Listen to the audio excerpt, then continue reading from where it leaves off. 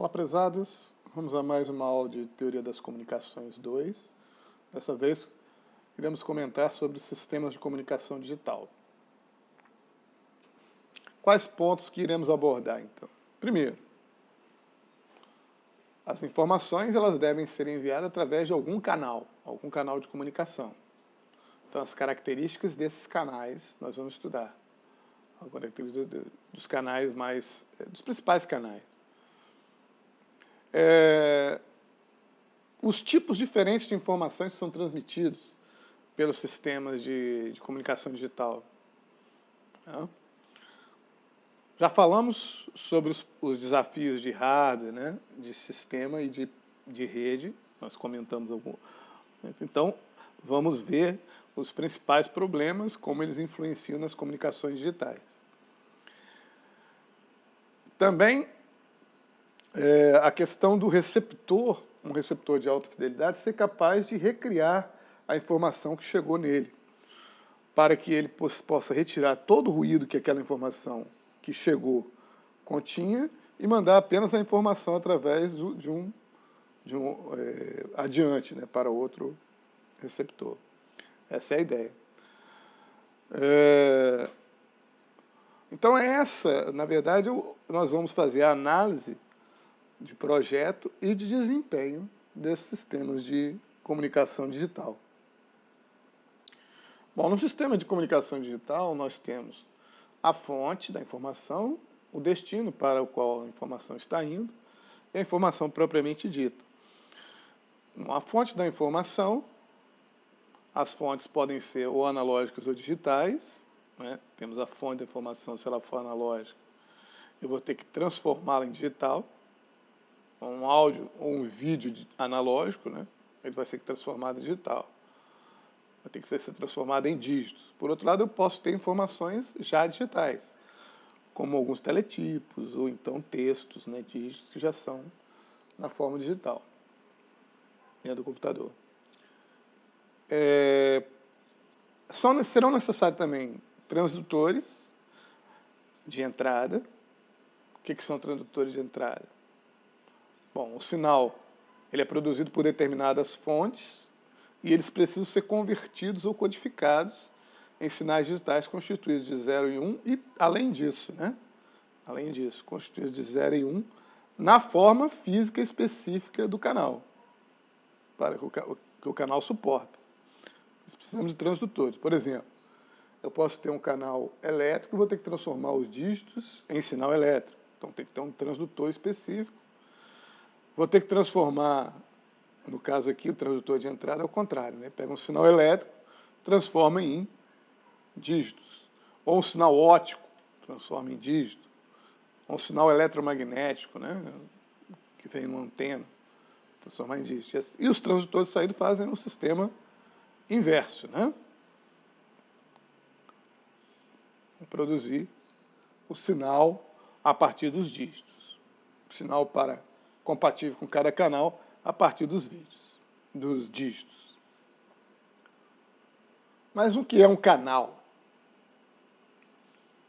O canal de comunicação, então, pela definição, é um meio físico que interliga o transmissor e o receptor para que o sinal possa ser transmitido.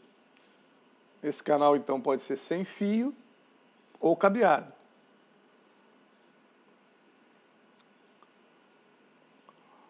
Mas aí vem a caracterização específica do canal.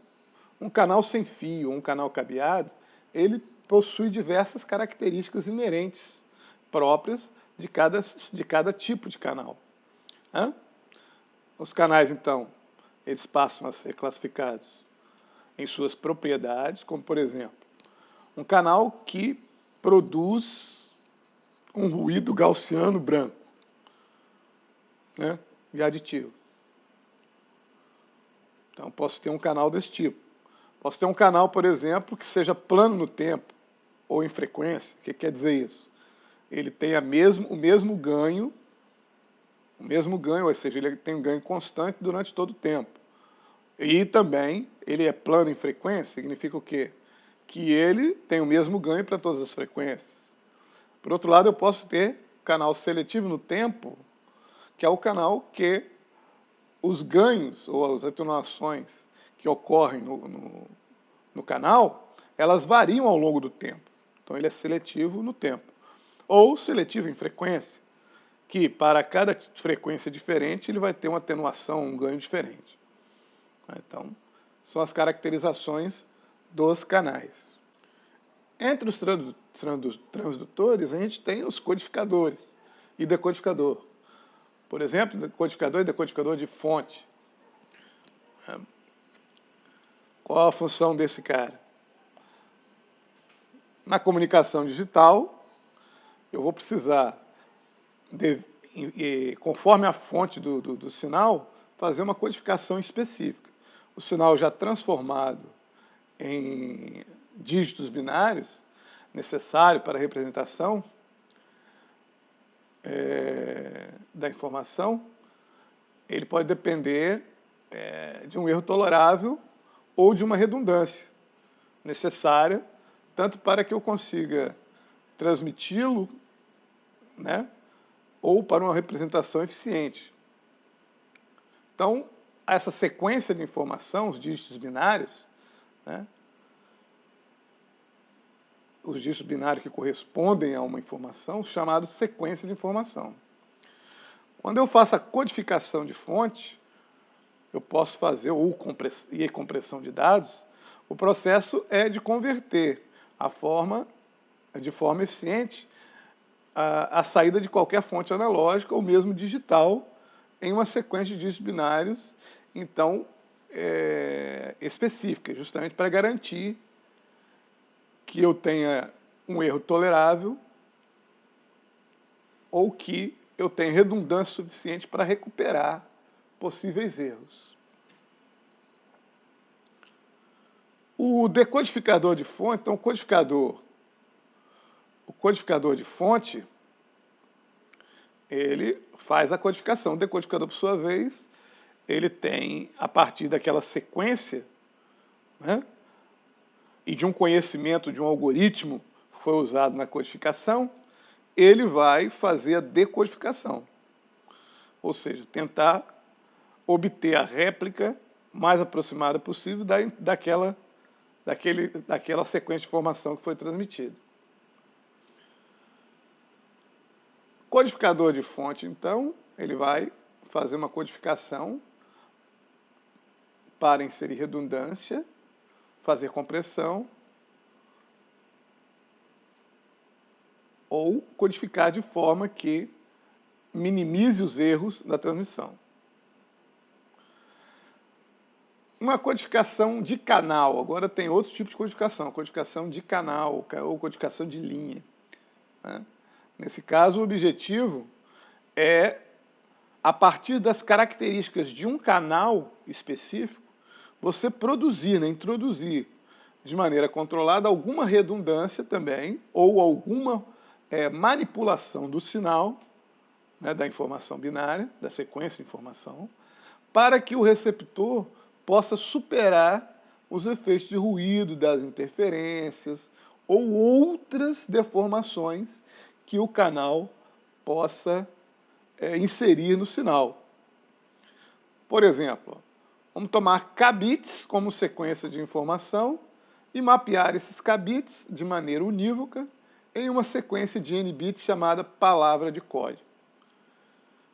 A quantidade de redundância, ela depende da relação nk, ou melhor, o inverso dessa razão, quer dizer, a razão kn, é conhecida como índice de código ou taxa de código. Então, a codificação de canal, eu vou inserir essas redundâncias de acordo com o canal para o qual eu vou construir a informação a ser transmitida. O código, né, na verdade, o código a ser transmitido. O decodificador, por sua vez, ele vai tentar, a partir das palavras de códigos, né, reconstruir aquela sequência de informação original. Retirar as redundâncias ou, a partir das redundâncias, conseguir inferir qual é aquela sequência de informação transmitida. Outro elemento que nós temos na transmissão, sistema de transmissão digital, são os moduladores e demoduladores, né? São outros elementos que fazem parte desse sistema. O que é o modulador digital? Para que ele serve? Então, eu tenho a sequência binária, a palavra de código, ela vai ser passada para o modulador. E aí esse modulador ele é que é responsável por converter aquela palavra de código, né, no sinal próprio para ser transmitido naquele canal. Se é um canal aéreo, então eu vou colocar ele numa forma tal que ele possa ser transmitido a partir do canal aéreo.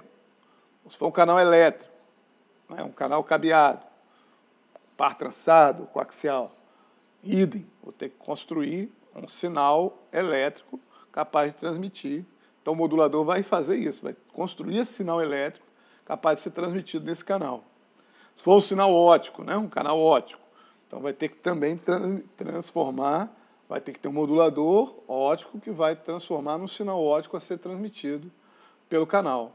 O demodulador vai fazer o processo inverso, né? Pegar o sinal que está no canal, seja com a onda transmitida, seja ela corrompida ou não, né? E trazer de volta para a sequência de números, ou para a palavra de código, né?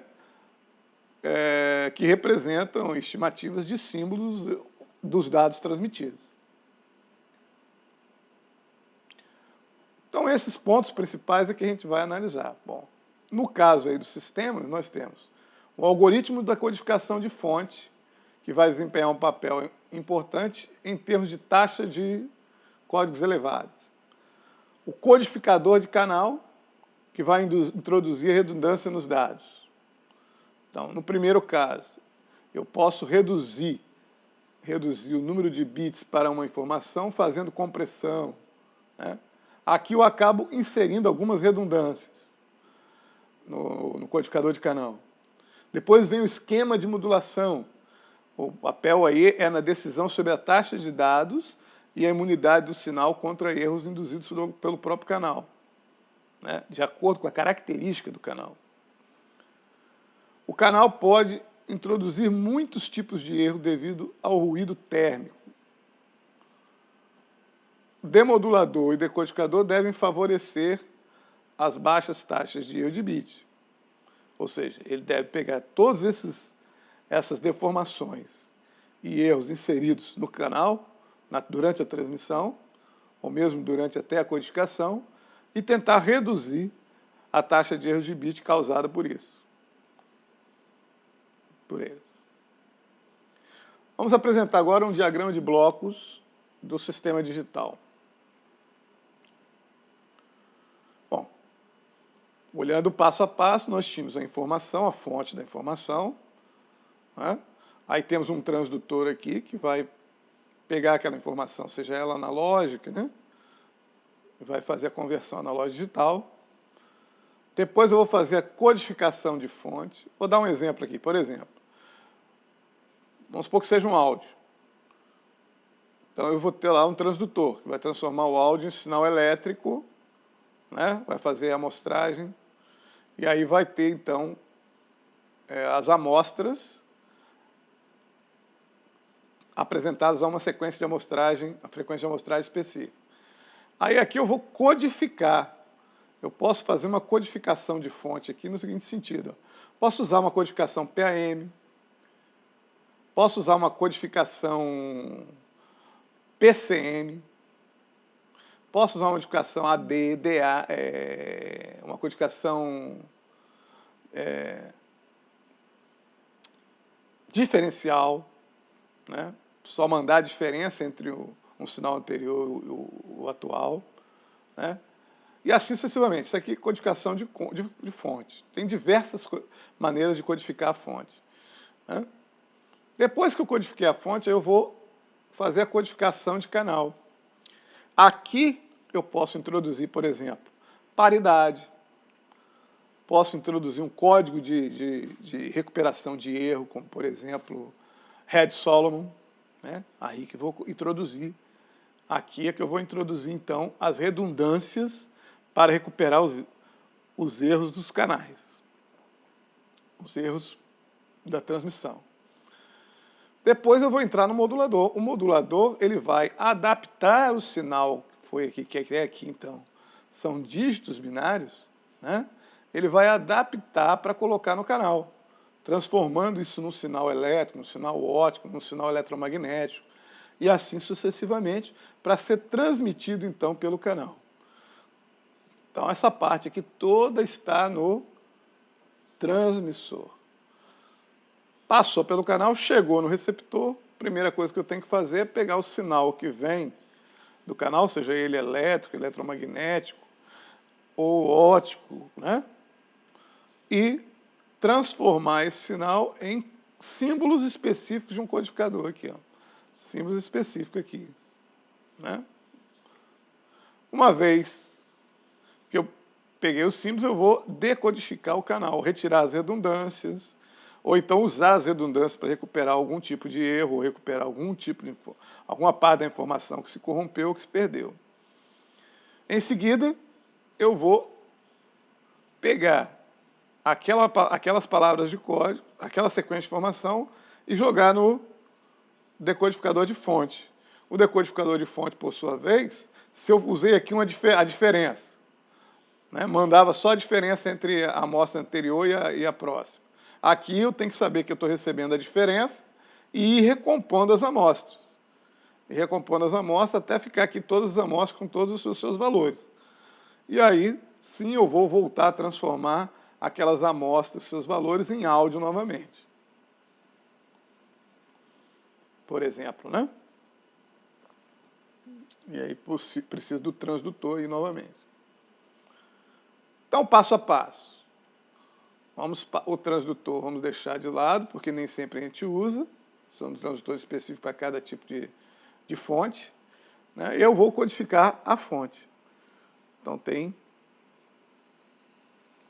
vamos estudar, então, a parte de codificação de fonte, primeiramente. Então, aqui tem uma interface binária, vou ter a parte de codificação de canal, jogo no canal. Aqui está incluído aqui nesse bloco, tanto a codificação de canal, que é chamada codificação de linha, quanto a modulação e demodulação. Em alguns sinais, eles não necessitam de uma modulação, uma demodulação. Eles podem trabalhar diretamente, né, jogados no canal diretamente, apenas com a codificação, se essa codificação for uma codificação binária, por exemplo, e o canal suportar uma transmissão binária, então eu vou ter aqui uma transmissão binária em código de pulso, por exemplo. E, obviamente, há uma transformação para código de pulso elétricos, ou óticos, que vão ser transmitidos pelo canal. Então, a codificação de fonte, o que ela inclui? Aquela amostragem, a quantização, quantidade de símbolos por bits e uma possível compressão que eu venho utilizar.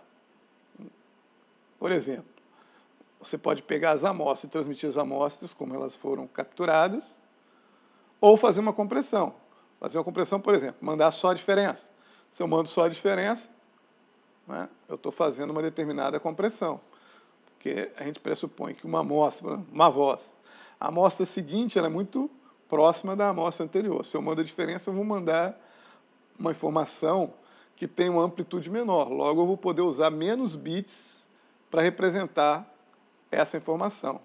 Né? Então, há uma compressão dos dados aqui. Aqui eu posso comprimir os dados dessa maneira ou retirando redundâncias também. A decodificação ela vai incluir o quê? A descompressão, né? Passar bits para um símbolo de uma sequência de números, e a sequência na forma de onda ou reconstrução do sinal de áudio, por exemplo. Aqui está o codificador de fonte, as suas camadas. Amostrador, quantizador e o codificador discreto. Do outro lado, decodificador discreto a mesa de decisão, né?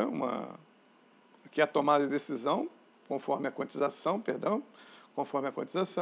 e depois passo por um filtro analógico para tirar a onda de saída.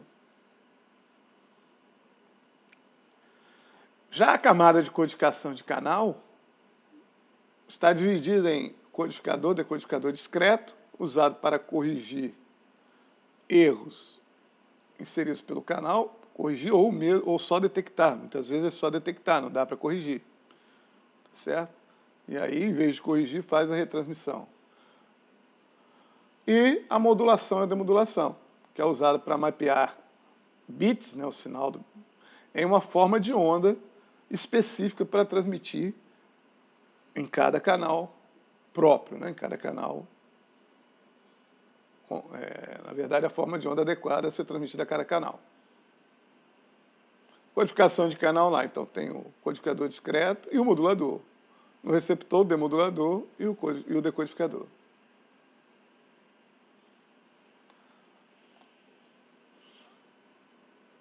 Bom, agora vamos tratar do canal. Bom, são dados digitais, né, que vão ser transmitidos pelo canal. Os dados digitais, por característica própria, por causa da sua transição brusca, né, são pulsos de transição brusca, eles possuem um espectro, né, ou seja, a sua caracterização no domínio da frequência é uma caracterização ampla, né?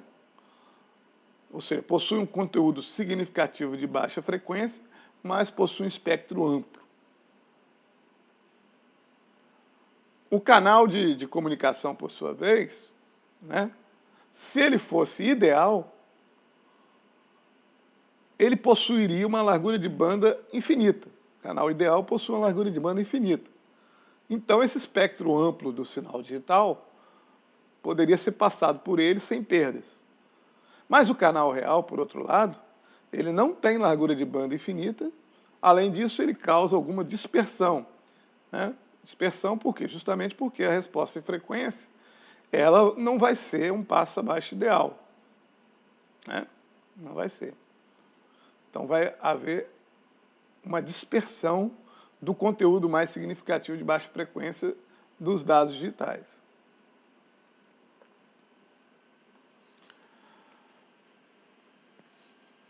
O canal real, por sua vez, ele provoca o surgimento da interferência chamada interferência intersimbólica. Ora, logo, se eu tenho um sinal, né? Um sinal é um símbolo, lá, um sinal digital que é um símbolo. Esse símbolo, coloco no canal. Ele vai ter uma resposta que vai ter componente de frequência ao longo de toda a largura de banda do canal. No canal real, ele tem toda a largura de banda.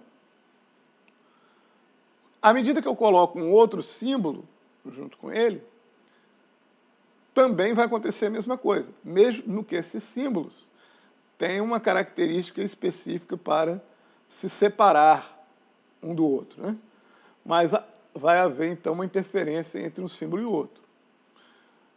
O primeiro símbolo, ele vai ter uma resposta em frequência, vai ter, então, influência na resposta em frequência do outro símbolo seguinte, e assim sucessivamente. Esta trata-se da maior fonte de erro nos canais atuais. O que é necessário para corrigir esse problema da interferência intersimbólica? Ora, para corrigir é necessário, então, modelar o pulso. Em vez de usar um pulso quadrado, nós vamos usar um pulso com uma característica, né, um pouco diferente, para tentar reduzir essa chamada interferência intersimbólica. Ou um outro tipo de interferência é causada pelo ruído do próprio canal, né? O próprio canal pode gerar um ruído gaussiano branco, por exemplo, e esse ruído, né, pode ter interferência. Se for um canal aéreo, então, a quantidade de ruídos que vai ter no canal aéreo é muito maior. A codificação de linha, né, codificação de canal também, os sinais digitais, aí eu estou trabalhando com sinais digitais, são dígitos binários, né? Quando eu trato de banda base, ou seja, eu não estou usando nenhuma portadora, moduladora desse sinal, né?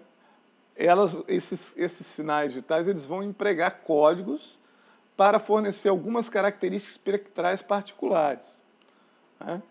E aí cada código tem suas vantagens e desvantagens. Um código para codificação de linha, por exemplo, eu estou usando aqui um cabo de rede, aquele cabo de rede de interface RJ45, né, do cabo azul lá que vocês estão acostumados a utilizar nos computadores de vocês. Então, ele trabalha com sinal em banda base.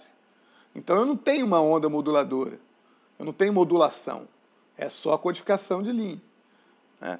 Essa codificação, então, o que ela faz? Ela vai tentar fornecer a esse sinal algumas características que impeçam que as interferências prejudiquem a transmissão da informação, ou que permitam que os receptores tenham um entendimento de início, fim da informação. Então, por exemplo, aqui tem alguns códigos mais comuns.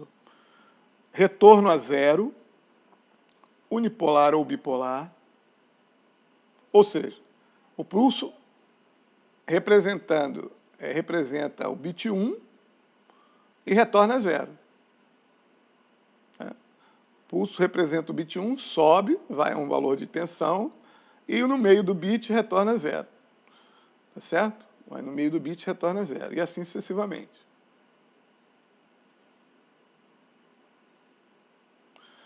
O não retorno a zero, unipolar, trabalha com on-off, né? Alta tensão para 1 e 0 para o 0. Ou bipolar, né? Eu posso ter valores positivos e negativos de tensão representando 1 e 0. Não retorno a zero, ou seja, o sinal permanece nos níveis constantes durante todo o período de bit. Então, por exemplo, no caso não retorno a zero, bit 1, se for bipolar, o bit 1 vai lá para 5 volts, por exemplo. Por exemplo. Deu o bit 0, então ele vai permanecer durante todo o tempo do bit 1 em 5 volts. Se o bit permanecer 1, vai ficar mais outro tempo de bit em 5 volts. Se mudou para 0, ele vai para menos 5 volts e fica durante todo o tempo de bit. No caso do RZ, não. O RZ, suponha que se fosse um RZ bipolar também. Então, deu 1, ele vai para 5 volts durante metade do tempo de bit, aí retorna a 0.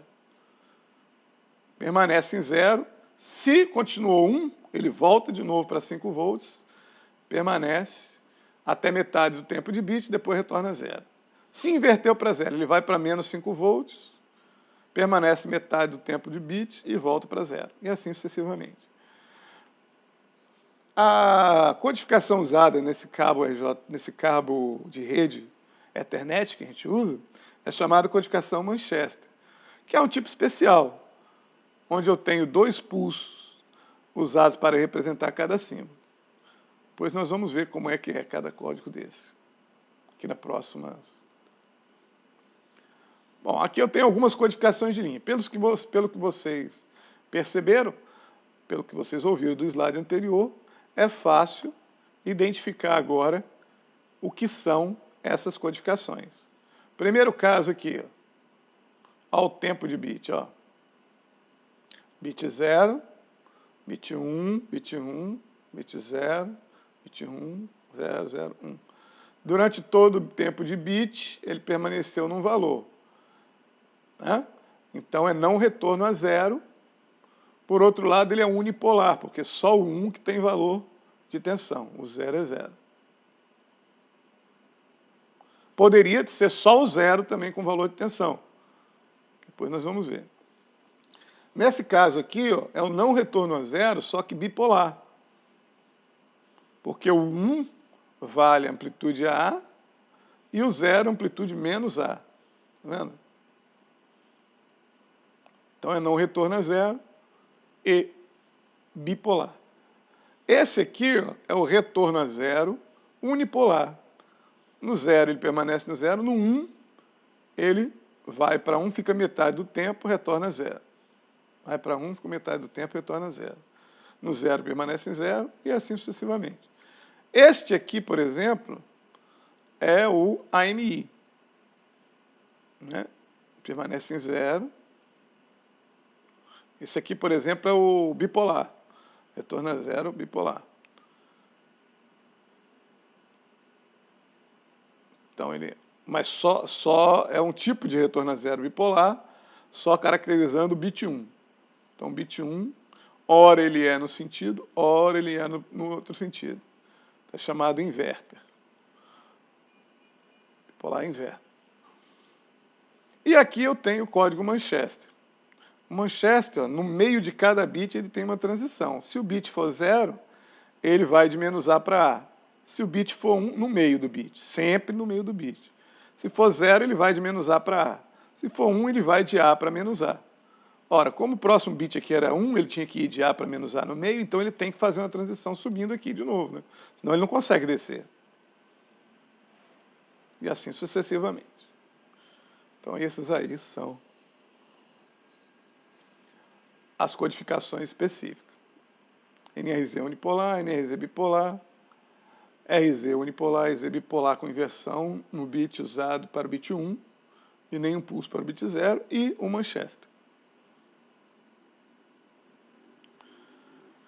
Quais as vantagens da codificação de linha? Aí, para cada código, eu vou ter vantagens e desvantagens. Tá certo? O RZ, ele vai oferecer uma capacidade de sincronismo devido ao retorno a 0. Então, sempre no meio do bit eu volto para 0. Então, eu tenho ali uma característica de relógio. Né? Uma característica de relógio. Ele tem um espectro um pouco largo, porque como ele sempre tem uma transição no meio do bit, então ele vai ter sempre uma frequência, níveis de frequências mais altos. Né? Assim como o Manchester, também sempre tem uma transição no meio do bit. O NRZ, por sua vez, ele tem a facilidade da geração ser bem simples. Mas, como se tiver uma longa quantidade de zeros ou de uns, o que vai acontecer? Ele vai perder o sincronismo. O que é perder o sincronismo? Ora, um elemento transmissor, ele tem um relógio. E vamos supor que o bit valha 1 segundo. Então, o segundo do transmissor, vamos supor que vale 1 segundo mesmo. Mas lá no receptor, 1 segundo vale 900 milésimos. Né? Ele está com o relógio lá que está adiantando. Vale 900 milésimos. Quer dizer o quê? Que à medida que o tempo passa, o receptor lá vai entender os bits de maneira diferente que o transmissor está entendendo. Vai haver um certo escorregamento. E aí o que acontece? Se você não tiver uma forma do receptor entender como é o relógio do transmissor, que é o caso aqui da transmissão, da mudança no meio do bit, se eu tenho uma mudança no meio do bit, então eu sei a duração do bit independente do meu relógio. Né? E aqui, ó, nesse caso, se eu tiver muitos zeros e uns, vai passar muito tempo sem eu ter uma transição, eu não tenho como saber se o bit, se eu tenho ali dentro de 10 segundos, em vez de eu ter 10 bits, eu vou ter 11 bits no outro relógio de 900 milissegundos. Né? Vou ter 11 bits. Então, o transmissor transmitiu 10 e o receptor está achando que está recebendo 11. Né? Porque não houve nenhuma transição para ele saber que mudou o bit em determinado ponto para ele recuperar o relógio. O Manchester, ele não possui a componente DC, justamente por causa de sempre ter a inversão no meio do bit. Né? Então, a componente DC, são componentes, ele tem componentes de baixa frequência significantes, o Manchester.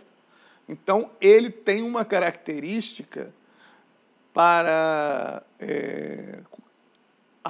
acopladores eletromagnéticos, né? acopladores eletromagnéticos com indutores, ele tem uma facilidade, porque a componente, como não possui componente DC, ele vai ter menos perdas em acopladores eletromagnéticos indutores, que os indutores. Certo? Bom, aí cada código, por sua vez, então, tem sua aplicação. Uma rede industrial, que é uma rede de baixa frequência de transmissão de informação, eu posso usar uma NRZ. Na rede Ethernet, que eu consigo até 200 megabits, até 1 gigabit, né? Tem rede Ethernet com até 1 gigabit, eu vou precisar usar uma codificação mais robusta, no caso, Manchester. Outras comunicações, né, elas vão usar codificações móveis, codificações diversas. Na comunicação móvel, por exemplo, eu tenho diversos tipos de comunicação móvel que usam diversos tipos de codificação. Só que, é claro, além da codificação, como o canal é um canal aéreo, eu vou ter ainda que fazer a modulação. Então, o fato de ter que fazer uma modulação não invalida ter que usar uma codificação específica. Tá certo? Aqui são os espectros, né? Então, a característica do espectro do NRZ bipolar, né? do bifásico. Isso aqui é do unipolar. O unipolar tem uma componente DC alta. O bipolar, por sua vez, ele não tem, que são os códigos NRZ e Manchester, eles têm menos componente DC, estão mais próximos. Né? Em compensação, eles têm mais componentes de alta frequência. E assim sucessivamente. Então, temos aí algumas características desses sinais utilizados como codificação de linha. Bom, algumas codificações de linhas importantes. A modulação por amplitude de pulso. É uma codificação de linha que é utilizada. Outra coisa importante para estudar é a resposta em frequência de um pulso retangular. Entender como ela como é a resposta frequente no pulso retangular, para entender esses espectros da codificação, das codificações de linha, das diversas codificações de linha. E a ideia aqui é o quê? Fazer uma simulação no MATLAB, né, dessas codificações de linhas que eu mostrei a você. Codificação NRZ, unipolar, NRZ bipolar, RZ unipolar, RZ bipolar com inversão do 1 e Manchester. Então, simular isso aqui ou no MATLAB ou no Python, né? Tanto faz. Então, essa aí é a atividade. Por hoje, vamos ficar por aqui. Até a nossa próxima videoaula.